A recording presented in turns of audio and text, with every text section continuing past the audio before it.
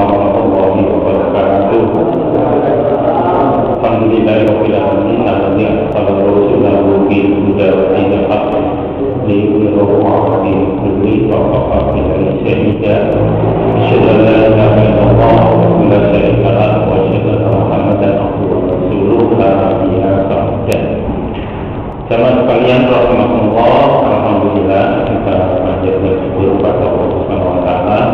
Pada malam hari ini kita bisa melanjutkan untuk kajian kita. Sebelum itu mari kita buka dengan membaca basmalah. Bismillahirrahmanirrahim. Kita akan melanjutkan tentang Samul Qulub yang berikutnya, yaitu racun hati yang berikutnya. Ini yang keberapa? 5 ya. Racun hati yang kelima itu ini ya. Ini kasrotudon. Jadi kasrotudon itu banyak prasangka. Arahnya nanti ketika kita bicara tentang prasangka itu adalah yang dilarang, itu adalah suudon. Kita sudah mengenal dua istilah terkait dengan don. Don itu sangkaan, Pak. Don itu sangkaan atau tuduhan. Nah, yang pertama ada husnudon, mana yang dibolehkan dan mana yang tidak. Yang kedua itu adalah suudon, yang sering itu menjadi bagian dari kata bahasa kita di dalam bahasa Indonesia, itu suudon, husnudon. Nah, itu husnudon baik sangka, suudon itu buruk sangka pada orang. Oke, kasrotudon itu itu banyak prasangka kepada orang yang arahnya itu adalah kepada sesuatu yang jelek. Semua orang itu pasti pernah menaruh rasa curiga pada orang yang ada di sekitarnya. Tidak salah juga kalau itu sebagai bentuk jaga-jaga dan proteksi. Kadang kita ini ketika bergaul, ketemu dengan orang, ya, itu kadang-kadang kita muncul rasa suudon kepada orang, rasa buruk sangka kepada orang. Padahal kita belum pernah tahu, belum pernah jelas, belum pernah paham, belum tahu kondisi orang itu. Tetapi kadang-kadang kita sudah suudon terlebih dahulu, gitu. Dalam pergaulan itu mesti terjadi begitu. Ya. Ketika ada orang usul, kemudian usulnya kok rodok nyeleneh atau usulnya kok kemajon, itu kadang-kadang kita sudah suudon dulu, ya. Kita sudah suudon dulu itu. Apalagi kalau rekam jejak orang yang dicurigai itu sudah nampak, jadi buktinya lebih akurat, gak asal tebak saja. Apalagi kalau dalam pergaulan itu kita tahu orang itu memang banyak dicurigai oleh orang lain. Nah, namun apa jadinya jika seorang yang dalam hidupnya itu selalu diliputi rasa curiga sampai berlebihan? Yang tidak boleh itu adalah curiga, suudon yang berlebihan tanpa tanpa meneliti, tanpa menelisik ya, tentang kebenaran yang disuudoni itu. Nah, itu yang menjadikan penyakit di dalam hati kita, itu menjadikan penyakit. Kecuali kalau orang-orang yang memang sudah ditugasi kayak menunggu reserse ini, kalau lu yang nyurigai dhisik, enak sing kira-kira aneh ngono wis dicurigai dhisik. Ya. Kuwi memang gaweane ngono kuwi, ya. Gaweane ngono kuwi, tol dan sebagainya itu gaweane nyurigai wong. Gaweane nyurigai wong, tapi kemudian mengambil bukti, ya. Atau mencari bukti. Oke. Makanya kita itu tidak boleh terlalu curiga. Makanya disebut dengan kasrotudon, terlalu banyak prasangka kepada orang, yang menjadikan kita ini kemudian nanti akibatnya apa saja nanti di belakang. Oke. Nah, di dalam Al-Quran itu kita menemukan beberapa kata don. Tadi saya katakan don itu artinya adalah sangkaan. Yang pertama, ada 8 kali kata don biasa, don, atau donan. Itu 8 kali. Kemudian 8 kali kata abdon itu pakai alif dan lam. Itu kalau dalam bahasa Arab dinamakan lam takrif. Don sama abdon ditambahi dengan alif lam yang bawah itu. Itu sama-sama kita temukan 8 kata di dalam apa yang dituangkan oleh Allah di dalam Al-Quran itu. Kita ambil contoh lah. Nah, di apa namanya itu, di ayat atau kata yang saya beri merah itu, qul hal min syura'aikum may yahdi ilal haqqi qul illahu yahdi lil haqqi afa may yahdi ilal haqqi ahaq wa yuttaba am la yahdiya illa ayyuda fama lakum kaifa tahkumun. Kita lihat artinya. Apakah di antara sekutu-sekutumu ada yang menunjuki kepada kebenaran? Ini ditujukan kepada orang-orang yang suka berbuat syirik, orang yang suka mendewakan orang lain, orang yang suka memuja-muja dan selalu mengidolakan kepada seseorang atau kepada sesuatu yang kemudian menjurus kepada kesyirikan. Ingat bahwa sekalian ya, yang namanya syirik itu tidak hanya kita berbuat sesuatu yang berwujud menyembah kepada batu, menyembah kepada binatang, menyembah kepada pohon-pohon yang besar, mendewa-dewakan tempat dan sebagainya. Tidak hanya sekedar itu, tetapi yang namanya syirik itu masuk di dalam kategori syirik itu adalah kalau ada seseorang itu yang terlalu mengidolakan kiainya sampai membabi buta, dan apa yang dikatakan oleh kiai itu mesti selalu benar, itu termasuk kategori syirik. Sehingga kadang-kadang walaupun yang dikatakan itu jelas salah, tetapi kemudian karena saking fanatiknya penjenengan itu kepada kiai itu, maka tidak akan pernah berani mengatakan salah. Soalnya apa? Engkau nek nentang kualat. Ya, ngono lho. Nek nentang iku kualat, iso apa biarane? Kualat, sirahe nang isor. Nah, di dalam ayat ini itu, ditinggal oleh Allah. Ini kita masih bicara tentang kata bodnya dulu, bukan suudonnya ya. Disinggung oleh Allah. Apa singgungan Allah itu? Apakah sekutu-sekutu kamu itu, katakanlah orang-orang yang kamu dewa-dewakan itu yang bisa menunjukkan kamu kepada jalan kebenaran? Ataukah Allah yang menunjukkan kamu kepada jalan kebenaran? Kemudian di ayat di ayat 36 yang ada kata-kata donan, inna donna itu yang saya merah itu artinya begini. Kita lihat. Dan kebanyakan mereka tidak mengikuti kecuali prasangka saja. Sesungguhnya prasangka itu tidak sedikit pun berguna untuk mencapai kebenaran. Bapak, kalau kita lihat di dalam ayat itu tadi, alurnya yang pertama itu kan gini. Apakah orang-orang yang kamu dewa-dewakan, yang kamu sanjung-sanjung, yang kamu hormati, yang kamu takdimi itu, kemudian mereka itu bisa menunjukkan kamu kepada jalan kebenaran tanpa ada bimbingan dari Allah? Sehingga sekutu-sekutu kamu di ayat tadi kan disebutkan oleh Allah dengan suraka. Suraka itu sekutu, suraka itu kata musyrik itu. Ya.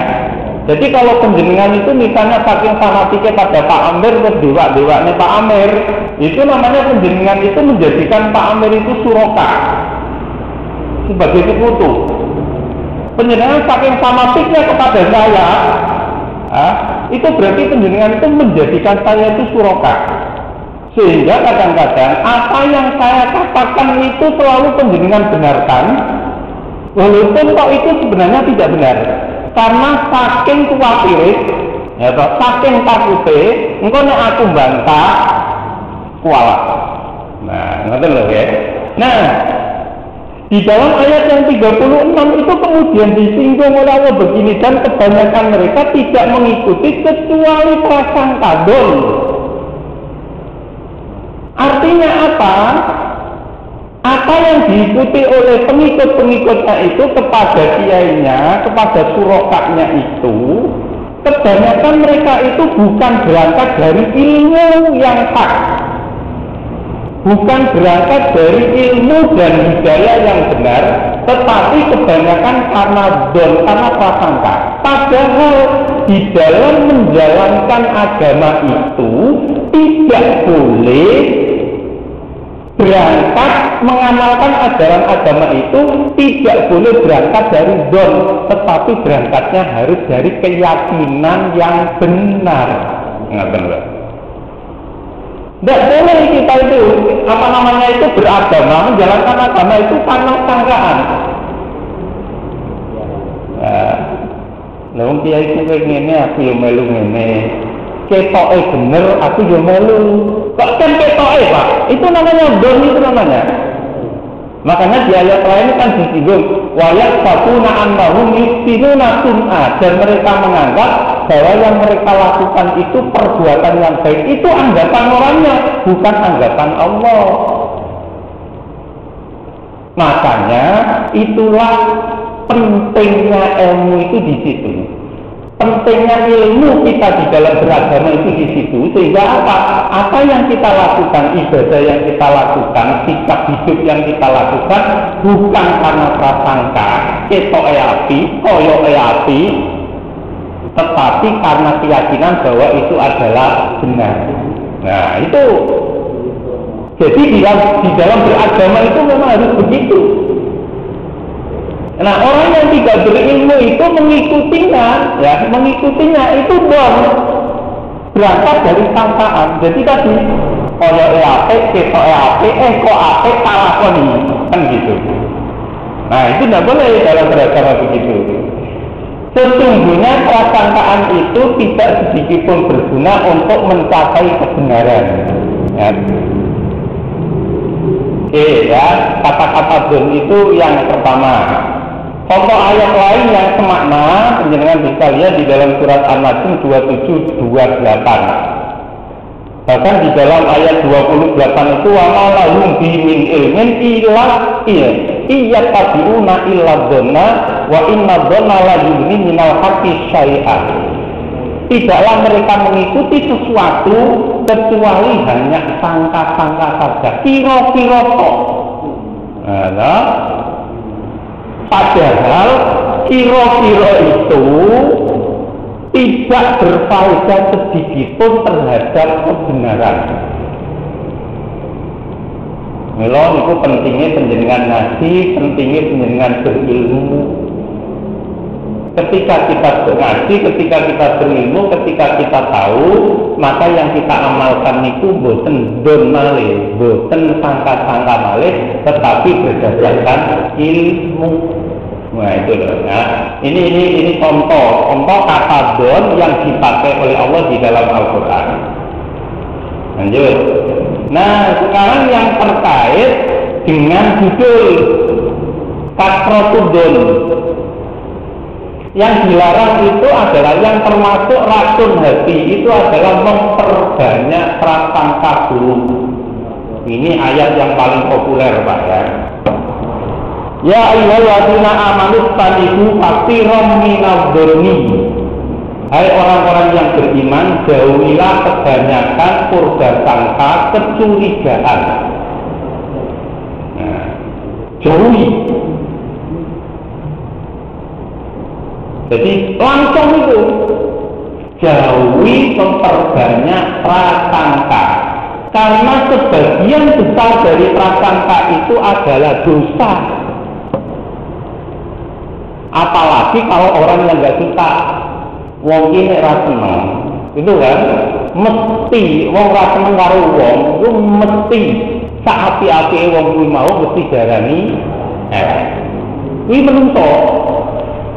Jadi kuwi menungso ngono kuwi ya. Saelek wong sing disenengi mesti tetep diarani apik.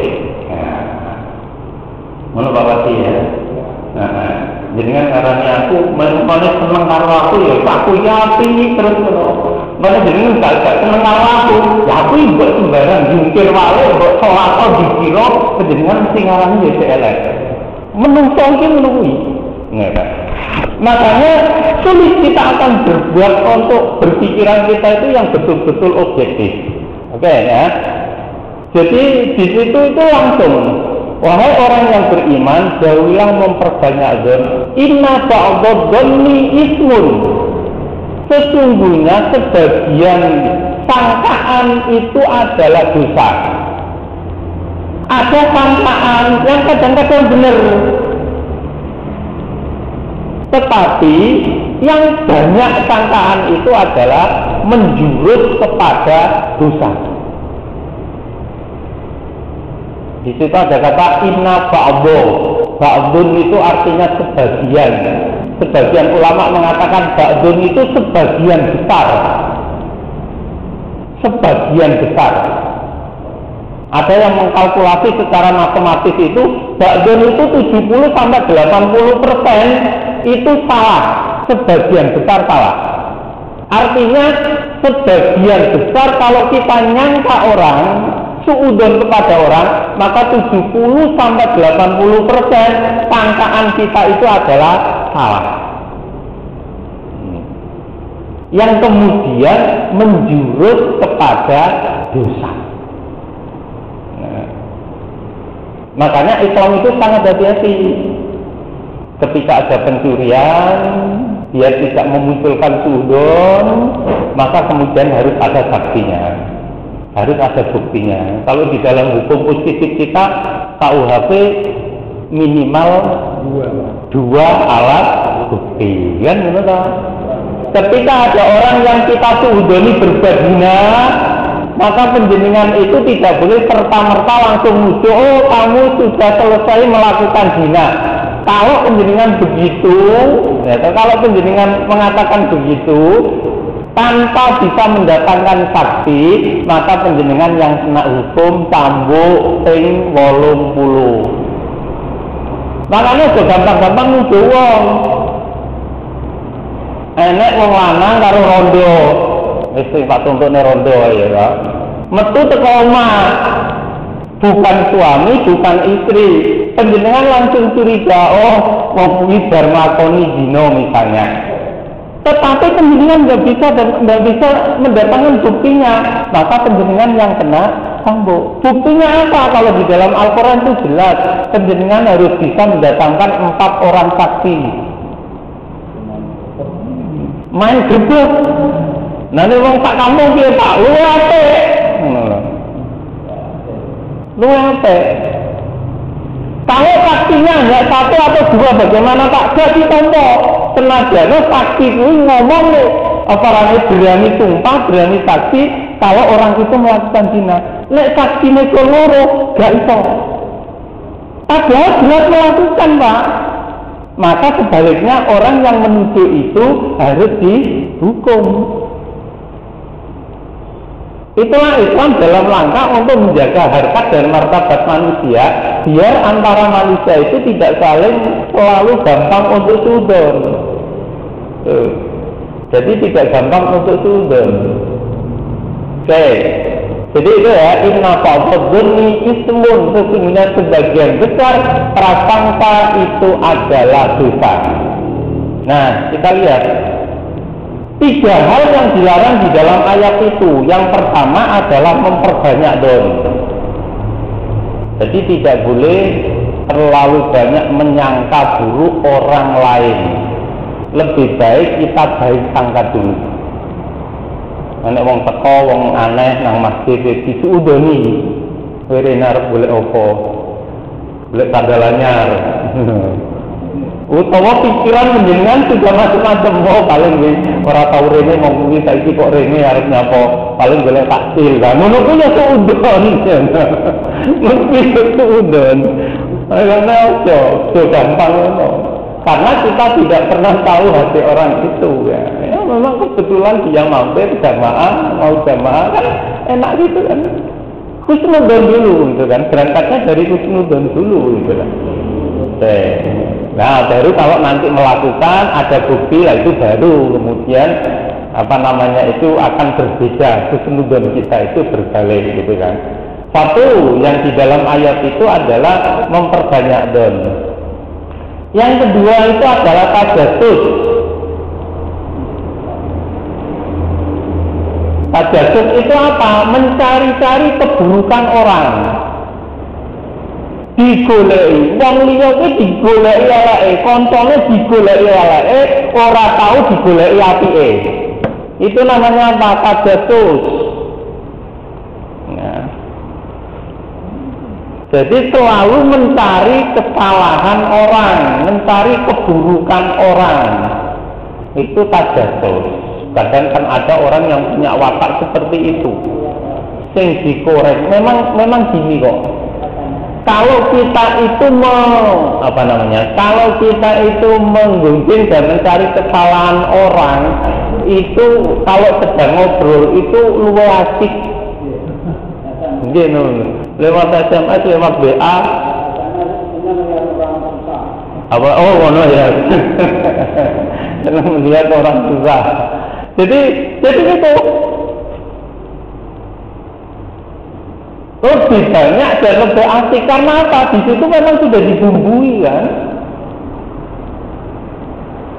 Coba jangan bandingkan orang ketika ngobrol itu lebih banyak menggunjing orang atau lebih banyak bicara tentang agama atau tentang kebaikan atau bicara tentang hal-hal yang netral.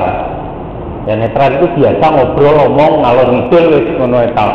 Nah, tuh. Oke, itu namanya tajasus.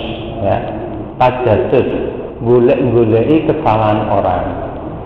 Duding kesalahan orang. Ini falsafah wong Jawa kan ojo terlalu banyak duding wong.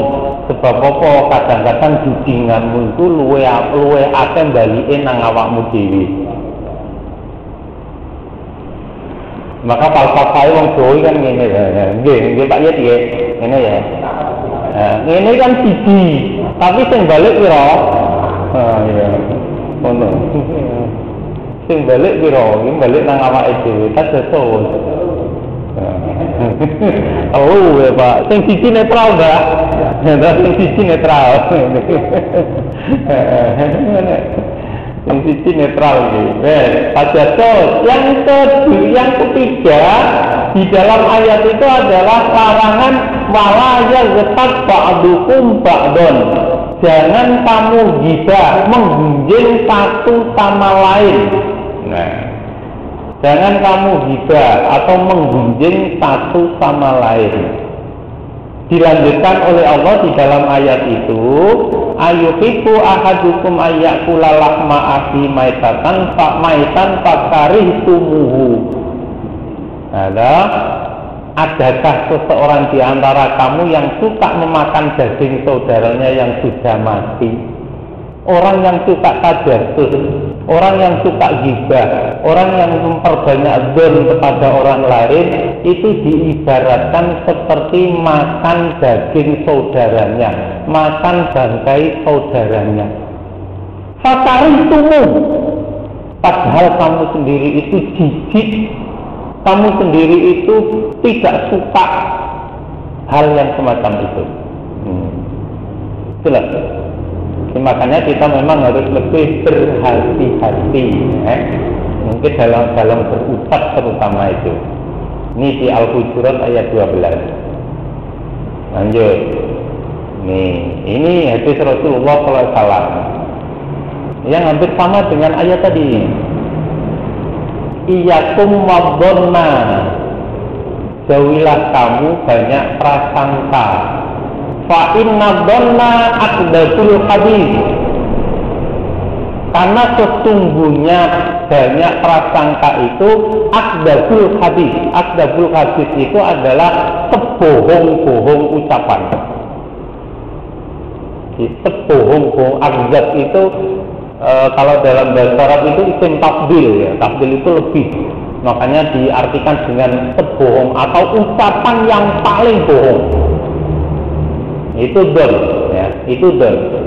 Wala tahassatu wala tajassasu.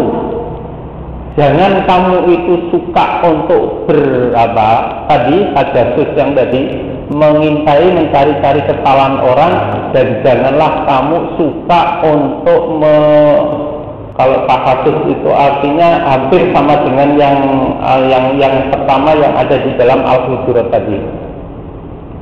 Intinya adalah mencari-cari kesalahan orang, mencari-cari keburukan orang. Kalau hal yang semacam itu menjadi perilaku, ya kan? Yang sama-sama di situ itu ada di dalam pikiran kita dan ada di dalam obrolan kita. Kenapa kok kita kemudian tidak husnudon dulu kepada orang lain? Husnudon dulu pada orang lain, ya. Padahal itu sama-sama. Tapi tadi kan saya katakan, yang namanya husnudon itu gampang, mudah, ya, enteng, gitu. Karena di situ setan ikut meramu, ucapan-ucapan kita itu ikut diramu oleh setan, ya, dibumbui gampangnya, gitu. Dibumbui dan sedih. Nah, ngono lho. Dibumbui dan sedep, ya, taruh setan, ya, sehingga apa? Menjadi asik, gak kroso Pak. Coba jenengan kalau ngobrol yang tidak hal-hal yang terkait dengan itu 1 jam 2 jam, bandingkan dengan penjenengan ngaji yang sekitar 40 menit, kira-kira sing 2 jam kuwi mau dengan ngobrol nih wong-wong kuwi mau penjenengan gak kroso. Tapi penjenengan ngaji 40 menit sampai 1 jam, kroso ngantuk, geger benteng, ya toh, kentol keju. Soalnya apa nalika penjenengan ngaji kaya ngene iki ya mripate memang wis diutik-utik ae karo setan. Ngantuk. Ya, pikirnya barang ngono gitu kan. Memang itu sudah menjadi hukum dan sunatullahnya. Orang kalau menuju hal yang baik itu memang dirasa berat, tetapi sungguh itu adalah satu kenikmatan sendiri atau akan mendapatkan kenikmatan sendiri, terutama di hari kelak. Tetapi ketika kita melakukan sesuatu yang jelek, sesuatu yang tidak baik, itu dirasa secara kasar, ya, enak, gak kroso. Jadi kalau lihat TV 2, 3 jam, 4 jam betah. Jadi penjenengan kalau sholat malam kira-kira paling kuatnya pirang jam? 1 jam. Wih, ya Pak Warno. Setengah jam ya. Ini lah. 15 menit dah ya. Terawih tak jam sambat kabeh kok. Ngrasakno milih imam liya. Kan ngono lho. Milih imam liya. Malah ke diwacane wadduha ya. Tapi ya bener ngajine Pak Ali Anwar ini dadi imam kaya aja dawa-dawa. Disamping makmume ora tenang gitu. Makmum nek bener-bener orang itu kan ora tenang lho, diimami karo imam sing bacaane dawa kan ora tenang. Ora tenang. Makanya ya bener, memang Rasulullah itu mengajarkan begitu. Ingat, Rasulullah itu sholatnya lama kalau beliau itu sendiri. Oke, kalau sholat sendiri. Makanya Pak Yus dengan imam ini alif lam mim Allahu akbar. Allahu akbar. Nun, Allahu akbar.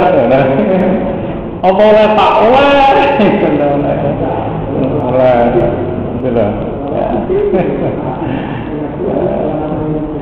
Ya, memang aturan di Rasulullah itu kemudian kan dirinci kan hadisnya itu oleh Rasulullah itu kan sesungguhnya di makmum kamu itu ada yang sakit, ada yang sudah tua, ngerasa bangga tuh umur selidah, umur 70 macam itu nggih. Rukuk nek kira-kira kesuwen, sujud kesuwen, rasanya piye?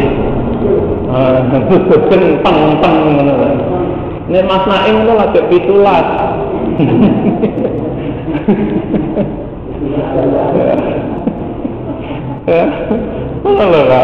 Tak tahu lah itu kan setelah bermula terus metu isinya apa bersolat orang tenang tapi malah saya makmumnya malah saya apa berundel malah saya berundel gitu lah bermula terus ya menunggu pilihan karena apa memang Rasulullah sudah mengantisipasi jauh sebelumnya itu kualitas daripada sholat atau kualitas daripada iman pada umatnya itu tidak sama dengan kualitasnya beliau dan para sahabatnya.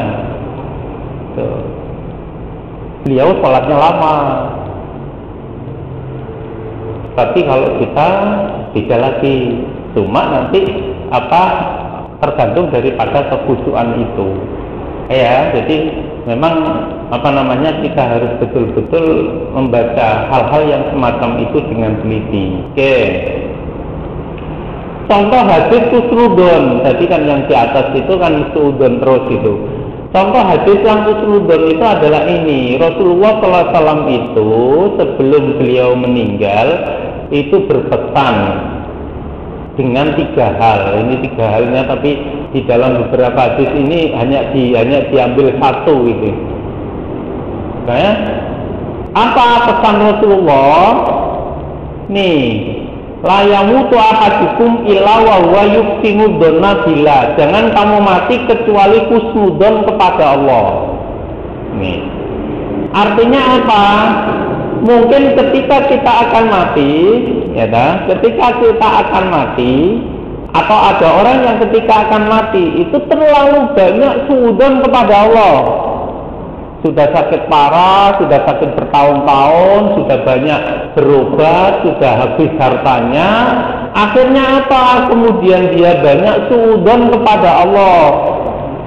Allah gak seneng karo aku, Allah murka karo aku, Allah gak ngereken karo aku, buktinya aku kayak ngene. Misalnya itu namanya suudzon. Oleh karena itu, sebelum mati hendaklah pesan Rasulullah itu jangan kamu mati kecuali kamu baik sangka kepada Allah. Ini takdir Allah, ini kehendak Allah, kan begitu. Saya begini, ini kehendak Allah. Saya sampai begini, ini kehendak Allah. Itu namanya apa? Itu namanya husnudzon kepada Allah. Ya, baik sangka kepada Allah. Termasuk bagian-bagian yang kita terima ketika kita di dunia ini. Lebih banyak, kita harus lebih baik untuk banyak husnudzon kepada Allah. Apapun posisi kita, apapun keadaan kita, kita harus lebih banyak husnudzon dulu kepada Allah Subhanahu wa taala daripada suudzon membenci Allah bahkan sampai murka atau membenci kepada Allah. Saking bencinya kepada Allah, rezeki gak dikai sing akeh ya toh. Awak loro-loro terus akhirnya apa sampai murtad, bahkan kongon salat sampai ra gelem. Lah aku salat gak salat yo koyo ngene, luwe apik aku ra salat. Lah itu namanya sudah apa? Sudah suudzon kepada Allah Subhanahu wa taala.